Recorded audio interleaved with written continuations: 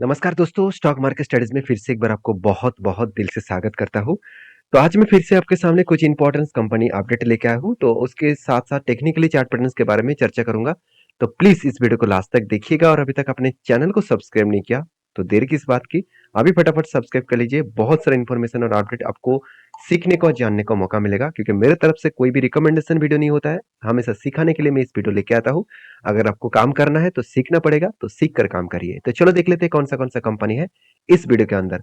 First जो company है जिसके बारे में चर्चा करूं उसका नाम है सुजलॉन एनर्जी लिमिटेड। देखिए सुजलॉन एनर्जी लिमिटेड जिस कंपनी के बारे में बात करूं तो ये कंपनी एक ऐसी कंपनी है जो कंपनी हर निवेशक को एक धमाका जैसा रिटर्न दिया। धमाका जैसा रिटर्न का मतलब क्या है? कंपनी एक टाइम 4 रुपीज के भी नीचे चल रहा था, 4 रुपीज नहीं या 2 रुपीज के भी नीचे चल रहा था। आज कंपनी 44 रुपीज के ऊपर चल रहा है, 45 रुपीज के ऊपर चल रहा है। तो सोचिए कहाँ से कहाँ तक जर्नी किया। चलो मैं एक बार आपको चार्ट पैटर्न सबसे पहले दिखा देता हूँ और भी आपको आसानी होगा। देखिए कोविड के टाइम के इस कंपनी का जो शेयर प्राइस था वो कहाँ तक आ गया था? करीबन करीबन 2 रुपीज के नीचे 1.60 रुपीज के आसपास आ गया था। और वहां से कंपनी ने जो जर्नी दिखाया, वो जो जर्नी आपको देखने को मिला है ना, वो अलग लेवल का है। कंपनी यहाँ से यहाँ तक जो जर्नी किया वो कहाँ तक है? वो करीबन करीबन 2500% के आसपास रिटर्न दिया। मैं एक बार लिखना चाहता हूँ 2570% के रिटर्न दिया। इसका मतलब आपका फंड 25 गुना कर दिया, 25 गुना कर दिया। तो 25 गुना जो फंड कर दिया ना, लोग इसी को देखकर निवेश करने के लिए बहुत उत्सुक है। लोग सोच रहे हैं कि अभी भी कंपनी 40 रुपीस है, यहाँ से अगर 1000 तक चला गया तो मेरा फंड फिर से भी मल्टीबैगर हो जाएगा। हाँ, ये बात सही है, हो तो जाएगा, मगर आपको ये देखना है कि कंपनी में सही में एक लॉन्ग जर्नी करने के लिए क्या सही में ठीक ठाक है। देखिए कंपनी के ऊपर में इस कंपनी के ऊपर सच में मैं बता दूं, मेरे पास कोई भी लॉन्ग टर्म इन्वेस्टमेंट नहीं है। जब जब इस कंपनी के ऊपर ट्रेड बना मैंने ट्रेड लिया। यहाँ पे एक ट्रेड बना था कफ विथ 100% का, तो फाइनली ब्रेकआउट हुआ। उसके बाद 40% का टारगेट यहाँ पे अचीव था। तो उसके बाद देखिए मैंने कुछ यहाँ पे बीच में ट्रेड नहीं लिया। मैंने आपको वीडियो बना के भी शेयर किया था, कंपनी हायर हाई करते चले जा रहे हैं। मैंने ट्रेड इसीलिए नहीं लिया क्योंकि मुझे चाहिए था एक एक रेंज, मतलब एक रेंज के अंदर कंपनी कुछ टाइम बिताए उसके बाद ब्रेकआउट करे तो मैं एंट्री लूंगा। तो मैंने एंट्री नहीं लिया। फाइनली मुझे फिर से एक एंट्री लेवल मिल रहा है। वो एंट्री लेवल कुछ इस तरीके से है। पहले क्या बना? एक कप बना और मैं इंतजार कर रहा हूँ यहाँ पे एक छोटा सा शोल्डर पैटर्न क्रिएट करे। सॉरी, माफी चाहता हूँ, कप के बाद एक छोटा सा हैंडल पैटर्न क्रिएट करे और मैं इसके ऊपर एक एंट्री लेने वाला हूँ। अभी ये देखना है कि कंपनी अभी जो सिचुएशन में है क्या उस लेवल में प्रीवियस कोई प्रीवियस कोई रेंज है कि नहीं। तो प्रीवियस जो रेंज है वो उसके बारे में चर्चा करो। देखिए अभी कंपनी इस लेवल में है और कंपनी के प्रीवियस जो हाई लेवल है वो कुछ इस तरीके से है। मतलब मतलब कंपनी को हायर चांसेस है, वो अगर ब्रेकआउट यहाँ पे करे तो एक बड़ा मोमेंटम देखने को मिल सकता है और जो स्ट्रांगली इसका रेजिस्टेंस है वो 50 रुपीज के आसपास देखने को मिल जाएगा। तो ये सारे एंटी पॉइंट्स आपको ढूंढना है और एंटी पॉइंट्स ढूंढने के बाद आपको कंपनी का फाइनेंशियल डिटेल्स देखना है कि सही में कंपनी ग्रोथ करने पोर्टेबल ग्रोथ हो सकते हैं। देखिए पहले ही बता दूं, कंपनी का वैल्यूएशन, मुझे वैल्यूएशन बहुत हाई लगा। तो सोच समझ कर मैं काम करूंगा। अगर मैं एनटी भी लूंगा तो छोटे क्वांटिटी के साथ काम करूंगा क्योंकि वैल्यूएशन अगर हाई हो तो कभी ना कभी वो करेक्शन हो सकता है। अगर मार्केट में छोटा सा कोई रिस्ट्रिक्शन लेवल आ गया, छोटा सा कोई नेगेटिव न्यूज आ गया, तो बिग क्रैश इस तरीके से कंपनी के ऊपर दिखेगा क्योंकि कंपनी के ऊपर प्रेशराइज पहले से था।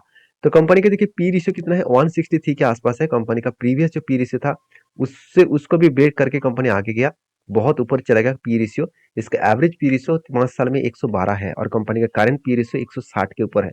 तो सोचिए कंपनी एक ओवर ब्रॉड जोन में कंपनी काम कर रहा है।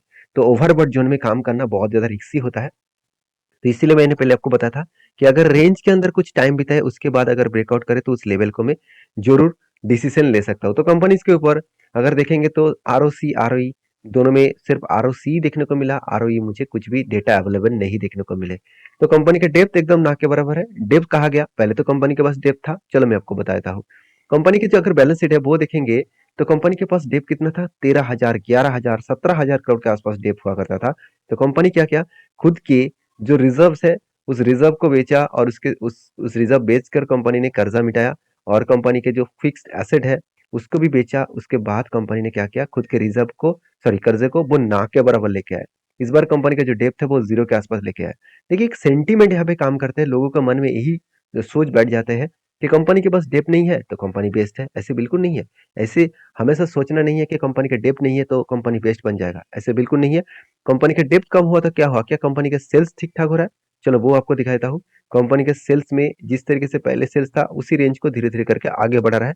कंपनी का प्रॉफिट मार्जिन देखिए, पहले 675 करोड़ था, उसके बीच की में लॉस हुआ था, फिर से 56 करोड़ का प्रॉफिट हुआ, इस बार 102 करोड़ का प्रॉफिट हुआ। अब ये देखना है कि क्वार्टर 3 में कंपनी किस तरीके से परफॉर्मेंस करता है। ये सारे कारण की वजह से कंपनी के ऊपर इन्वेस्टर भी धीरे धीरे करके इन्वेस्टमेंट कर रहा है, क्योंकि कंपनी का बिजनेस मॉडल चेंज हो रहा है। कंपनी टोटली ग्रीन एनर्जी के ऊपर, विंड प्रोजेक्ट के ऊपर ज्यादा से ज्यादा ध्यान दिया है।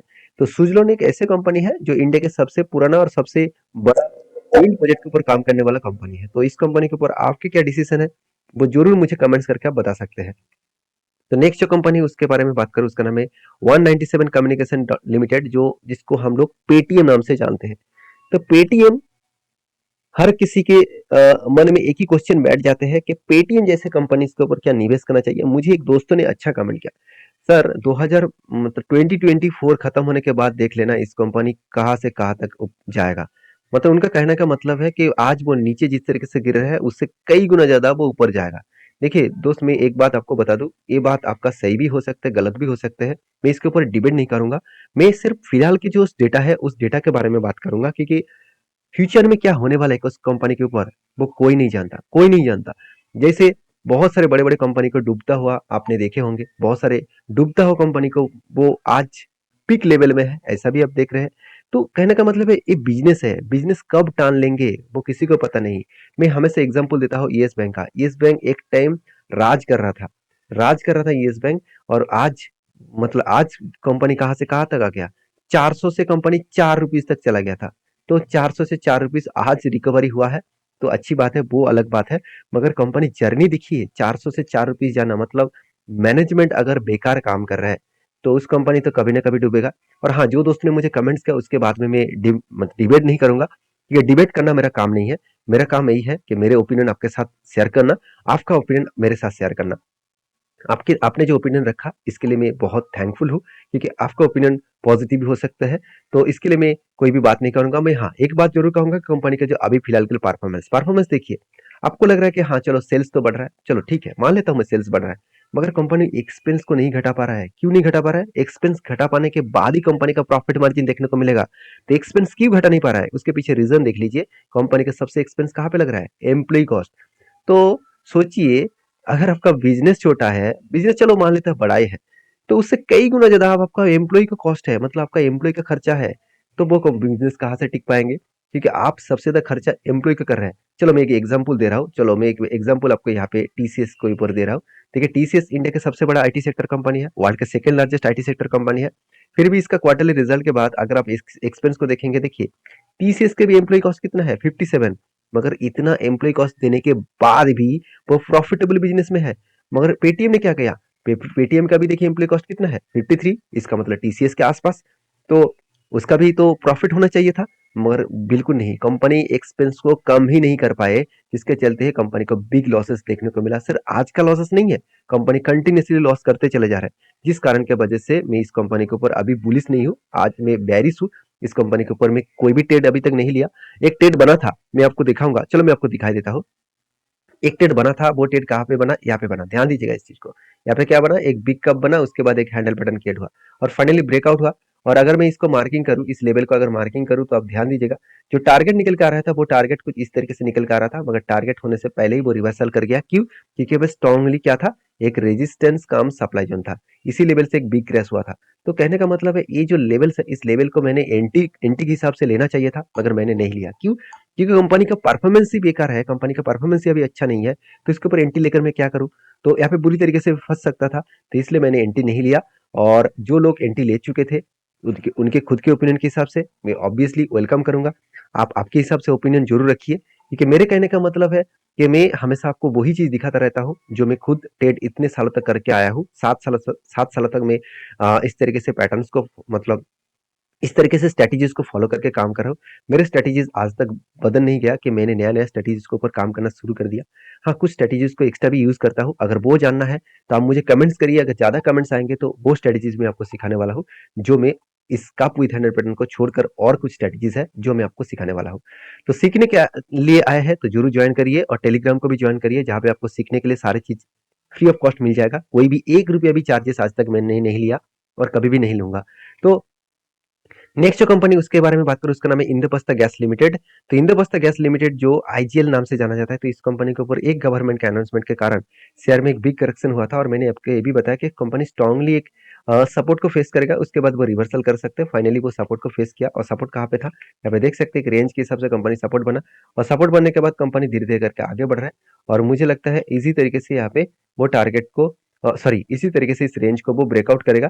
और यहाँ पे देखिए एक मैं पैटर्न ढूंढ रहा था, वो पैटर्न मुझे मिल रहा है कि यहाँ पे एक कप बना, उसके बाद अगर यहाँ पे एक कप तो कंप्लीट नहीं हुआ तो कप कंप्लीट होने दीजिए, यहाँ पे एक कप बनेगा, उसके बाद अगर एक हैंडल पैटर्न क्रिएट हो और ब्रेकआउट करे तो एक बड़ा सा एंट्री लेवल यहाँ पे बन सकते हैं। तो उस बेसिस में मैं इंतजार कर रहा हूँ, जब मौका मिलेगा तो उस मौके का फायदा उठाऊंगा, क्योंकि यहाँ पे स्ट्रांगली जो इसका सपोर्ट था वही सपोर्ट को यहाँ पे रेजिस्टेंस बनाया और रेजिस्टेंस को ब्रेकआउट किए। अभी देखना है कि कंपनी हाई वॉल्यूम के साथ इस हायर लेवल को ब्रेकआउट करता है कि नहीं करता है।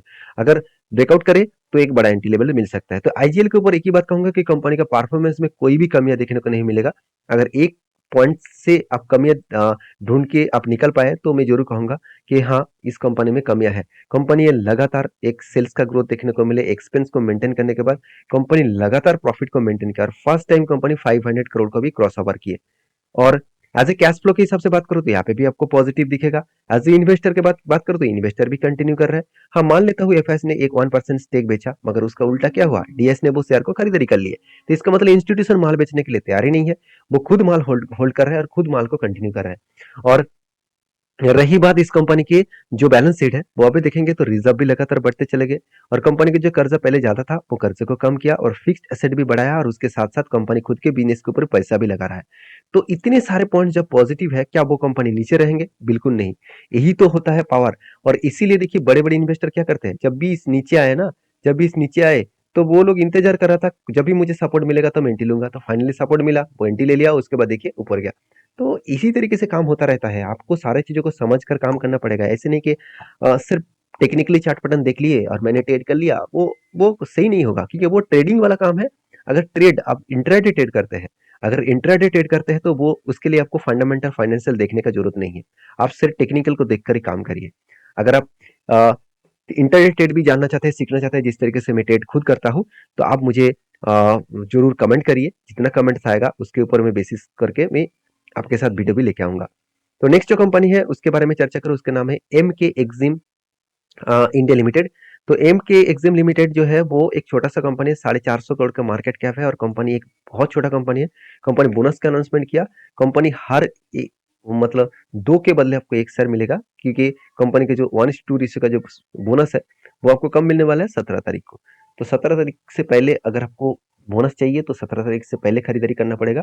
और मैं रिक्वेस्ट करूंगा इस तरीके से कंपनी के ऊपर बाई सेल करने से पहले एक बार जरूर रिसर्च करना, उसके बाद काम करना। ब्लाइंडली किसी कंपनी के ऊपर काम मत करना। तो चलो देख लेते हैं नेक्स्ट वीडियोस में क्या क्या कंपनीज के बारे में चर्चा में करूंगा, वो मैं आपके साथ लेके आऊंगा। तो प्लीज इस चैनल के ऊपर बने रहिए और वीडियो अच्छा लगे तो प्लीज लाइक करिए और दोस्तों के साथ भी शेयर करिए। मिलते हैं नेक्स्ट वीडियो में, तब तक के लिए धन्यवाद।